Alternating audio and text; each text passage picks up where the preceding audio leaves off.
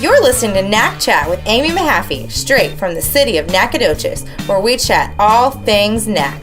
We make any topic fun, and I'll take you behind the scenes of the oldest town in Texas. The fish is in the way of my speaker. No, it's not. Are you going to be a diva?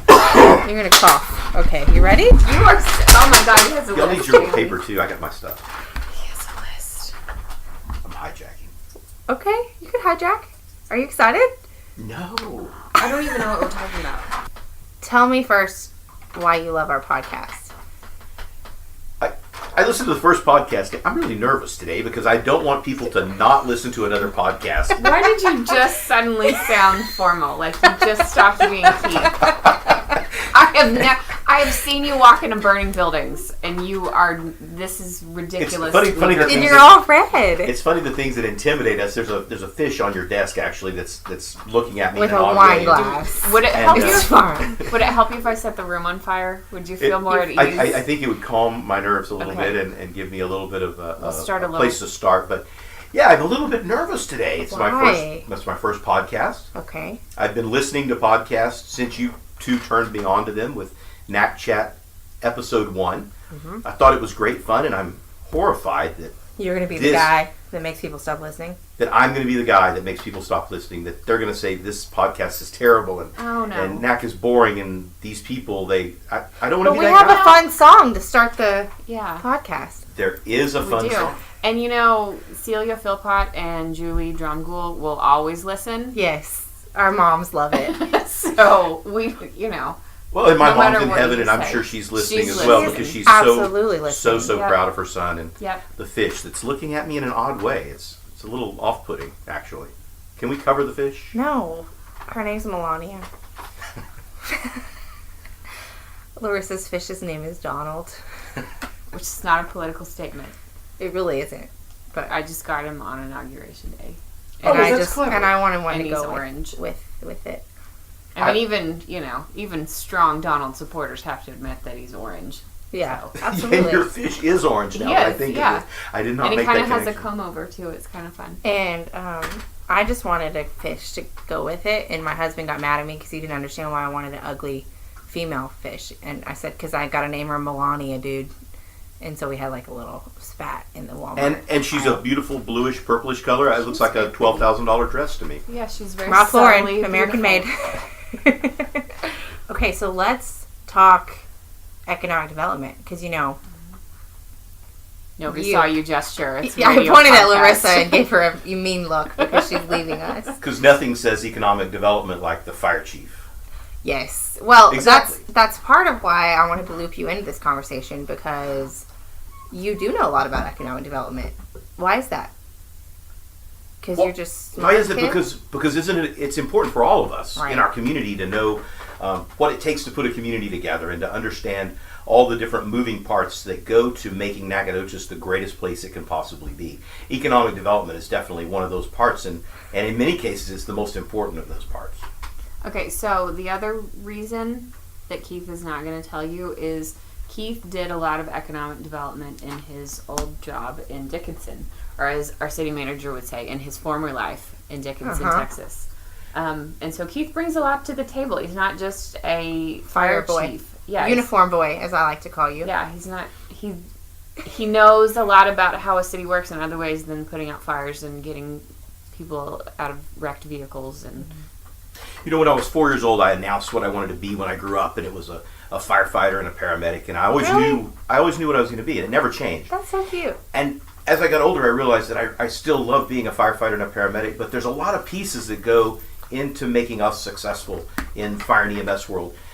If we don't have a good planning and zoning organization to keep things orderly, we end up with really big problems in the fire and rescue world. We can't get into neighborhoods, or people are parking in crazy places, or inappropriate businesses are located next to daycare centers. Like if you have a lot of hazardous chemicals, we probably don't want you next door to a school. And I never thought when I was 4 years old and wanted to be a firefighter and was sitting on the floor that was part of it, but it really is. And so all of the things that we do as a city, from streets and drainage to water and sewer, it's hard to operate a fire station if the toilets don't flush. And that's a real hard reality, but it's also pretty hard to operate Walmart if the toilets don't flush. It's hard to operate Nibco if the toilets don't flush. And so our public works folks are an integral part of our economic development world, but aren't we all part of this whole big picture? Big picture, yeah. So, there is a lot of talk in the planning world these days about how we are, as a country, because we're very focused on public safety and efficiency, that engineers and fire chiefs are directing the development of our cities more than planners, and trying to figure out ways to make that. Yes, we need to maintain the safety and efficiency that engineers and fire chiefs are good at, but we also need to look back a little bit to the days when things were based on just a human scale rather than worrying about the most extreme level of efficiency. For example, a street is designed to allow a fire truck down it and a fire truck to turn around at the end. yes. So, yes, which is a good thing. And we really like that. Yes, we really, really like that. But there are some cases where maybe the fire truck doesn't have, just like we say in development meetings, we look at a fire lane and you guys go, well, you know what? We don't need a fire lane all the way around that building because we're never going to park a fire truck in this corner of this lot. So we don't need a fire lane there. There could be very short streets in some places where you say, you know what, there's an alley on the other side, there's a street on the other side, there's a giant drive on the other side. We don't need to run a fire truck down this street.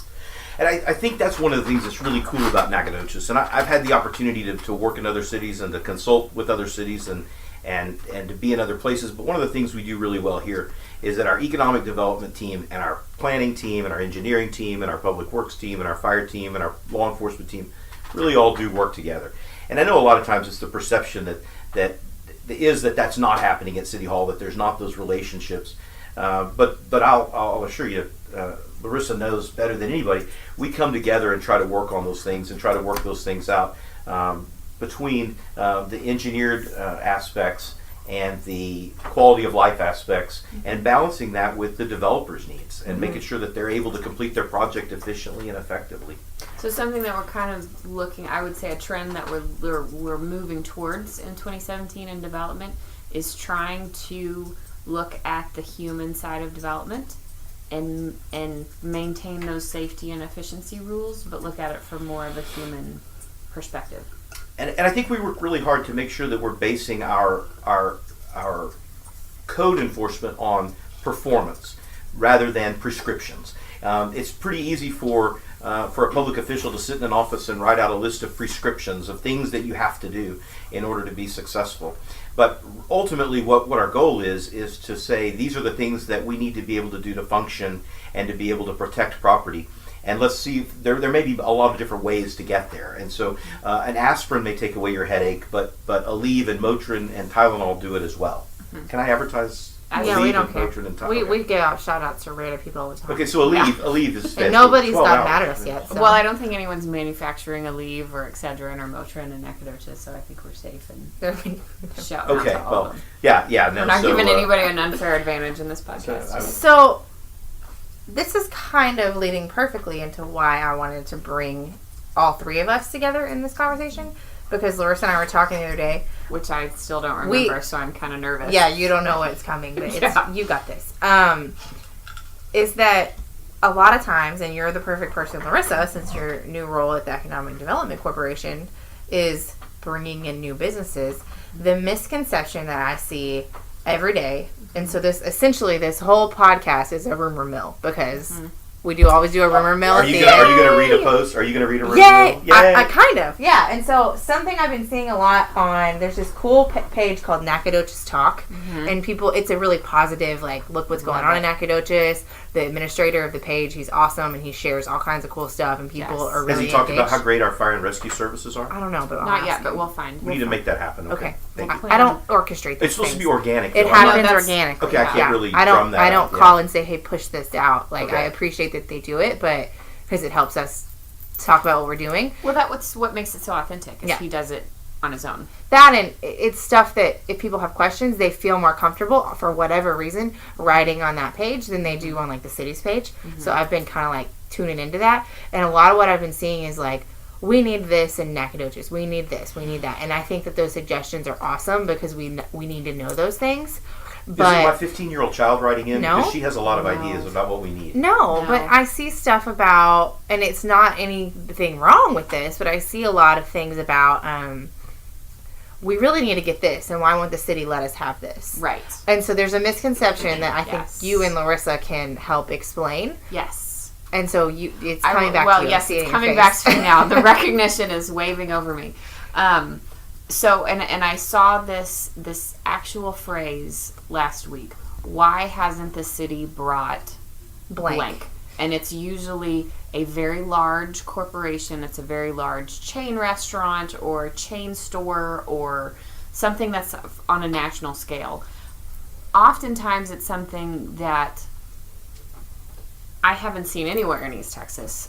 And so let's start with the just basic fact that while the city participates in economic development and NEDCO participates in economic development by incentivizing businesses and explaining our development process and making connections and making contacts and selling Nacogdoches, the city and the Economic Development Corporation do not physically locate businesses in Nacogdoches. So we, as the city and the EDC, don't call a corporation and say, we want you to come.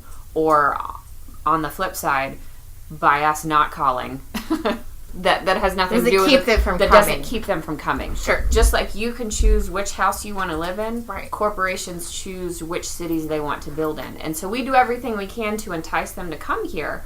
But we aren't saying, no, Target, don't come. Right. Because are you kidding me? We want to buy stuff at Target. Yeah, sure. And if you think about the role of local government in a little bit of an agrarian sense, the role of local government okay, that was a really big word. I'm sorry. On the third grade reading level. Amy tries to have me know. So in the agricultural world, I'm looking at her 4-H sign, which really excites me because I've got something really fun in just a minute. Okay. Your 4-H. Okay. So I'm looking at your 4-H plaque on the wall, and but no, in sort of a sense that I sort of understand because my dad did a lot of gardening growing up. The city has, in local government in general, has some really important roles. The first one is to make sure that the soil is fertile. And the way we do that is that we provide great fire and police protection. We keep our insurance rating really low. In Nacogdoches, our fire protection rating from the insurance industry is a 2 out of a possible 10. It affords people the best possible insurance rates. Because our fire protection and water system and dispatch system is really top notch. Mm-hmm. And we provide this fertile soil. We make sure that we have the codes that we need to keep our insurance rates low, but we make sure that the way that we interpret and enforce those codes is very business friendly. And then we go out and spend a lot of time and energy helping people work through challenges with regard to getting their business planted, if you will.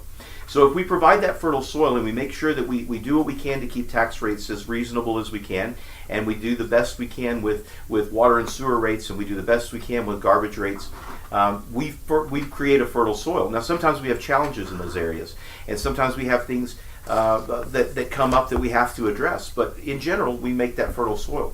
And then we have people like NEDCO that go out and actively try to find people to come look at our garden spot and come show them this garden spot that has the opportunity to grow their business, to grow their organization.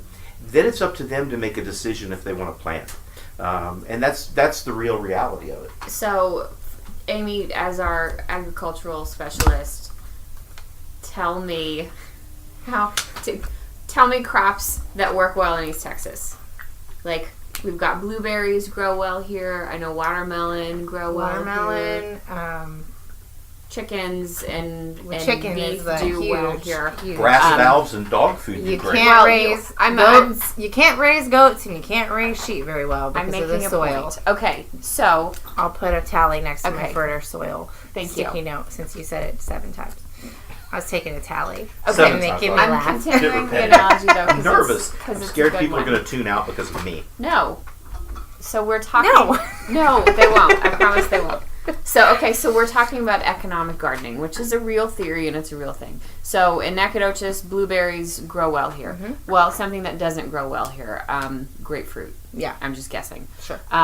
So that means we know one species does well. We know the other thing is an exotic species. And if we try hard enough, we're smart people in this room. We could probably grow a grapefruit tree if we tried hard enough here. We would have to control the environment, the soil, and add heaters and things like that. Well, businesses are the same way. There are some businesses that grow well here and do well here based on the conditions, based on our fairly small population, based on it being a university town, based on us being a certain distance away from major metropolitan areas. And then there are some businesses that would not do well here, and they understand that. And so that's the balance that we have to strike in Nacogdoches, is growing what grows best, growing those businesses that do thrive and succeed here, and then figuring out what those extra fertilizers are to grow those exotic species. Well, and I think the key is, and this is kind of an ugly truth almost, and I don't mean to patronize the community we live in, because I love it, but part of what people look at when they come is if we can be supported. Right. And so, like, you go back to that population, and you go back to median income, and you go back to some of these things. I mean, my family, we can't go to a Nordstrom 5 days a week. Right. That's not going to work for us, so we can't afford that. Right. And so we can't go to Target, because we know what happens when we go to Target. I'm in that dollar aisle for like 30 minutes, and I've spent $40 before I even get past the shoe section at Target. And so I can't go there every week because I can't afford it. Well, and I think we may have talked about this before. Just like a cow needs a certain number of acreage to live on, Target needs a certain number of people to support it. Sure. And we don't want to invite a business to have them fail. Exactly. Sure. And so especially with businesses that we have in Lufkin or in Nacogdoches, it's pretty rare for those businesses to repeat from one community to the next, because we're all willing to drive. The folks in Lufkin are willing to drive to Nacogdoches to come to eat at Annie Pasta's, just like the folks in Nacogdoches are willing to drive to Lufkin to eat at Olive Garden. Therefore, the DeWitts probably aren't building an Annie Pasta's in Lufkin, and Olive Garden is probably not going to build in Nacogdoches. And it's not because we told Olive Garden called us, and I really think this is the sentiment from what I'm reading on social networks, is Olive Garden called the city and Amy said, nope, we don't want you, and hung up the phone. Right. Nope, thanks. Sorry, bye. Gotta go. No, but the backside of that also, I think you've got people that are writing into the social medias and the Facebooks and the Snapchats and all those social medias out there. Keith knows what Snapchat is. I'm so proud. I have a 15-year-old daughter, Peanut, showed me Snapchat. We're gonna snap right very now. exciting. But one of the things that does work and that can help and that everybody can be involved in is making sure that people can find us. If you live in Houston and you're driving to Dallas, you don't go through Nacogdoches. And if you live in Austin and you're driving to El Paso, you don't come through Nacogdoches. And I think that one of the things that happens is that we're a little bit off of the route that a lot of people take, and so they don't see us. If you're in Huntsville, it's easy to see. It's easy to see Huntsville as you drive down the road and there's a giant Sam Houston statue, because it tells you you're almost to Houston, or oh my gosh, I've got 4 hours left before I get to Dallas. In NAC, we don't have that. So if somebody does think that Olive Garden is a perfect fit and you're a big Olive Garden lover and supporter, send them an email. Call them. Please jump in there. If you think that Toys R Us would be a great fit on North Street in Nacogdoches, get all your friends and let Toys R Us know that we're here. Because I think sometimes we have this idea that government is going to be able to reach out to everybody every time at exactly the right moment, and most often these people may not even see us on their radar. Sure. Because the United States is quite big. In Texas there are 254 counties, and we're one of them that God willing is soon going to be on the I-69 route, right? Which is going to help. Yes. But today, reach out to those folks and call us. Let us coordinate. Sure. That effort. Let us reach out with you, or let you know, hey, you know what? I called Cabela's last week, and the smaller Cabela stores that they're building, these are their guidelines, which we have contacted them, and they sent us their guidelines. And as of today, we don't quite meet those yet, but we aren't so far off that we couldn't possibly get there at some point. But 4 years ago, we had the same conversation about Atwoods. We had the very same conversation. And organically, people that were going to Kilgore to Atwoods, we were getting the Atwoods flyers. People were traveling to Atwoods or passing through and going to an Atwoods store. we had the conversation internally. The city and NEDCO reached out to Atwoods. Atwoods was interested. They flew in, and 6 months later, we had an Atwoods store because it was a great fit, and because people in the community told Atwoods, "We want you in Nacogdoches, where we live." Yeah. And the city and NEDCO, everybody worked together to make NEDCO or to make Atwoods happen and make Atwoods a reality. And it's a fantastic store there. They have the best 1 gallon jars of jalapenos you'll ever have. Wow. I saw you there I've one never day. seen Getting it. a 1 gallon jar of jalapenos. I was buying undoubtedly. patio furniture. Yeah, I was not buying ducks and rabbits. And so Greg Sal was looking at firearms. Wow. Where's the police department? You should do that. Pretty amazing. And what you're saying about I-69 is incredibly important. I-69 will be one of the largest things that's ever happened in Nacogdoches County. And we've focused a lot on retail today, but I-69, will not only help retail because of the reasons that you said, it will bring more just travelers through Nacogdoches County, but from an industrial standpoint, it opens up the doors as far as what Nacogdoches County can do in the industrial sector. Right now, warehousing and distributions centers, we're not a great fit. Because while we all see Nacogdoches as being in the crossroads for everything, 7 and 21 are not great cross-country highways. You know, Amazon is not going to look at Highway 7 and go, yes, that's the route we want 200 truck drivers to take every day. Well, and the other thing is that... But I-69 will change that. Absolutely, because Highway 59 is not that. And we're going to cut the time between Nacogdoches and Houston by at least 30 minutes. Yeah, that's great. When I-69 happens. Have you tried to drive through Corrigan lately? I mean, there's going to be a relief route around Diboll, around Corrigan, and it's going to be a straight route. And then north of Nacogdoches, it's going to be the same as well. How exciting. Yeah, and so people coming to and fro. 2 hours is nothing to drive to an airport or to drive to an area where you can do some warehousing and build an industry and do the things that are important for us to grow economically. And then once we are on this route, not just warehousing and distribution centers, but that begins to open the doors to other industries. If folks feel like they can manufacture and ship their goods out efficiently, then they'll be more interested in locating here. So good things are coming. They are. So are we running out of time? I mean, we don't want to beat people over the head with it. So we don't want to beat people over the head with it. So I've got... You have a paper over there that you're ruffling around. Yes, okay, well, we can go. Let's do it. I've got what this do paper. you have on your paper? Amy, you're kind of new. No, you can't look at my paper. Oh, this is not, you're going to quiz me? No. Amy's kind of new. How long have you been here? 2 years in July. Amy is... So that means a year and a half Amy's been here. About 19 months. Well, he did math for you. Okay. I did math. It's really hard. I know. I'm sorry. So Amy came to us from the Texas A&M AgriLife Extension Service. Yep. Did I get all that right? It turned about big words. The 4-H headquarters. The 4-H program. So what I did is I went old school with economic development a little bit. Okay. A little Nacogdoches history. You've been here a couple of years. And I used 4-H as sort of my my driving goal to try to find something that would fit with your background. Larissa, how long have you been with us? 17 years. In August. 17 years? You don't even look like you're in old August. Are you going to do math for her? Yeah, wow, was she 7 when she went to work? I was. Here? Or as my friend Christy Turner, shout out Christy, said the other day, because she started with me as an intern, she said, no way, because that would have been illegal to employ 10-year-olds. That's not a right number. So that's really nice. Nobody ever says that about me. So, yeah. So, anyway, I thought we would talk about a building here. Okay. In Nac. Okay. Economic development from a long, long time ago. Okay. Economic development, in fact, all the way goes back to 1845. We've been doing economic development for a long time in Nacogdoches. Okay. We're a 300-year-old town. We've been doing this. He's not buying into this premise. What are you doing? So I want to know what's on that paper. I'm going to ask you a series of questions, both of you. Okay. I don't want you to blurt out the answer. When you come with the answer, you can kind of figure out when you knew what it was. Okay. But I don't want you to tell me the answer, game? so you're going to get to guess.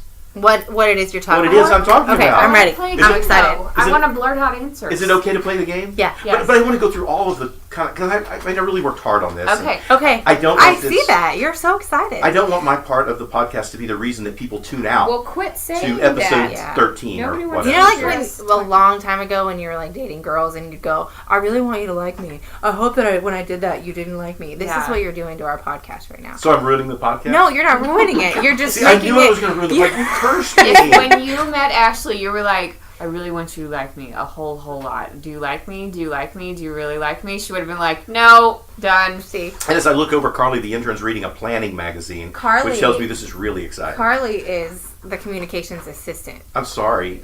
I said intern, didn't I? Mm-hmm. Sorry, Carly.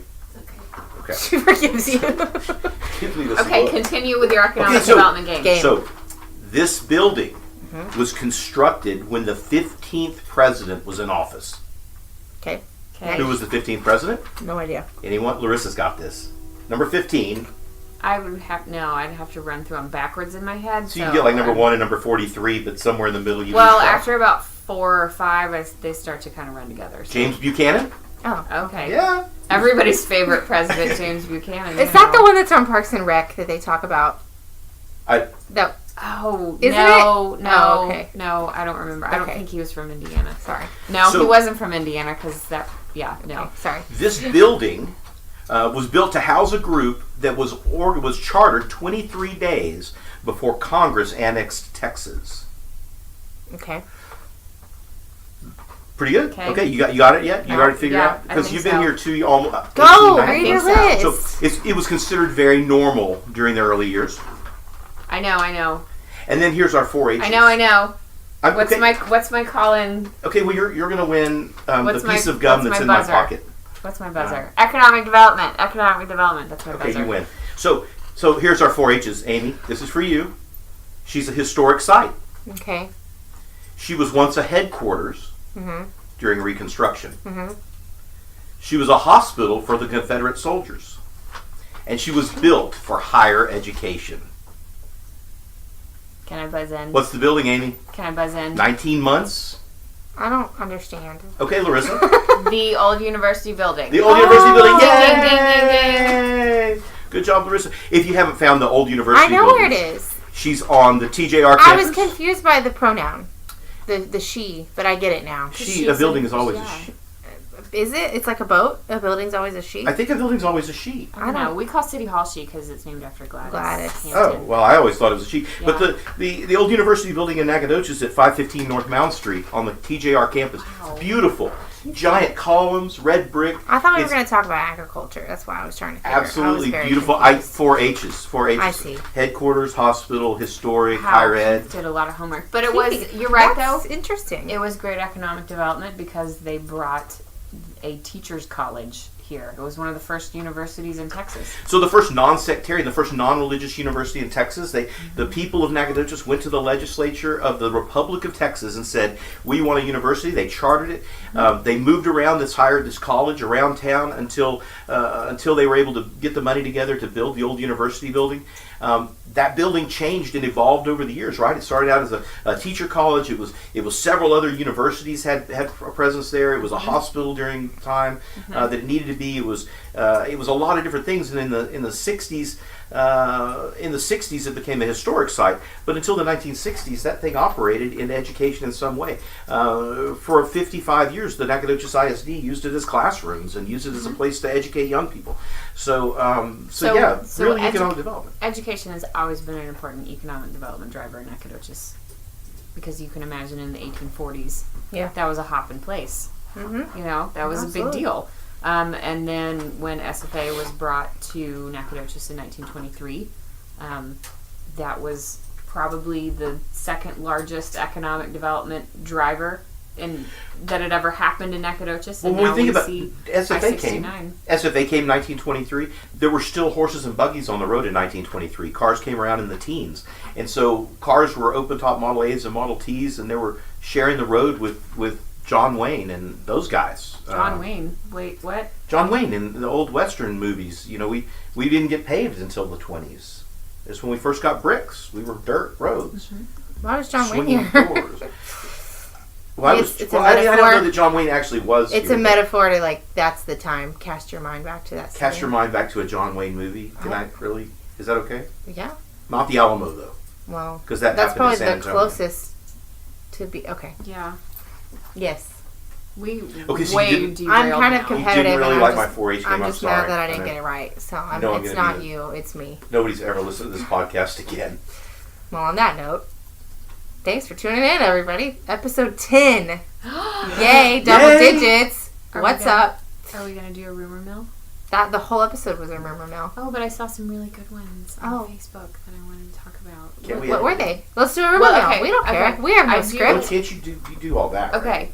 I would like and maybe we can post this podcast on some of these pages. We will. Because I actually saw people arguing about whether or not, when Wendy's was torn down this week, so many people would go on and say, yes, Panda Express is building there. And somebody else would say, no, SFA bought it. Oh, and I saw that people from conversation. SFA would say, nope, we didn't buy it. Somebody would say, oh, yeah, I heard, no, sorry, you're wrong. I heard SFA is buying it. Until finally the man who works for the department that would be responsible for buying that property said, no, SFA didn't buy it. And somebody else said, well, I heard today that SFA bought.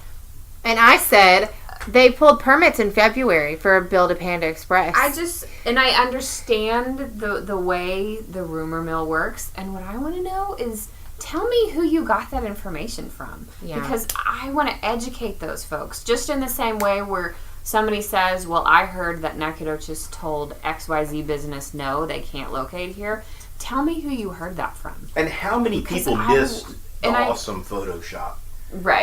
Dan got it. Dan got it. The clothes for remodeling, and then there's no building there. I didn't think that was the greatest picture. But what I was saying, I don't mean that in a threatening way. I mean that in I want to educate those folks because they are harming the community. When you spread rumors that Nacogdoches is telling people not to come here, that's harmful. That actually might result in a business not coming here. We've heard that. Are you kidding me? From Taco Casa. We heard Taco Casa, the guy Taco Casa. He told you. Yes. He said, I've heard how horrible it is. And he said that was the farthest thing from the truth. And see, that's spread by people who are spreading rumors. Yeah. And not real experience. Well, and that is a testament, and it's not about you're bad and we're good and you're wrong and we're right. No. It's just a testament to say, keep listening to the podcast. We are the resources. We have the information, and we're not trying to hide it from people. I think that's also a sentiment that the city doesn't like to share, and I'm the complete opposite of that. I want to tell everybody everything that's going on. Right. And I think we can leave it at that. Yeah, like with Panda Express, we couldn't release who that was until a certain point, and we've talked about that previously because industries and corporations are careful to announce to their competitors where they're locating until everything is done and, the real estate contracts are signed and the permits are pulled. But if you have a question, ask us, and we will give you as much information as we can, and then if we can't give it all to you, we will let you know when we can give you all the information. Well, right, because Panda Express can't announce too early because Super Panda Express or Panda Express might come. So here's the other moral of this piece, though. If you've always dreamed of owning your own Wendy's franchise, now is a great opportunity in Nacogdoches. Yes. We can help you find a site. Call Larissa Philpott at City Hall. Call Larissa. Let her know that you're interested. Do the groundwork. We'll help you find a site. We'll help you find all the pieces that you need that everything that the city can do to help make that happen. Because we don't have a Wendy's, and there is not a square hamburger to be found in our town. Or a Frosty. We didn't even plan that. Okay, say fertile soil one more time so I can make an even number. Do it. I'm tallying it. I'm doing a tally. I refuse to ever say the words again. Oh, I thought you were going to say it. So okay. Well, that was fun. I'm glad you joined us, Keith. Thank you so much for having me. You're welcome. I hope the 9 people that were listening don't all tune out. Don't do that. That's what we used to do on Brick Street News. Hey, I have heard that certain captains in the fire department are asking their crews to listen to the podcast as training. So, really? You're the fire chief. We're infiltrating. You can make more than 9 people listen. I think it's fantastic. I think it's great that we're doing this, and I think it's a cool opportunity and to reach a different group of people that aren't hanging out in City Hall. Because if you don't work here, I don't know who is hanging out in City Hall. Sure. Really. I understand. Well, yeah. Amen. Well, episode 10, all done. We're signing off. One for the record books. Bye. Bye.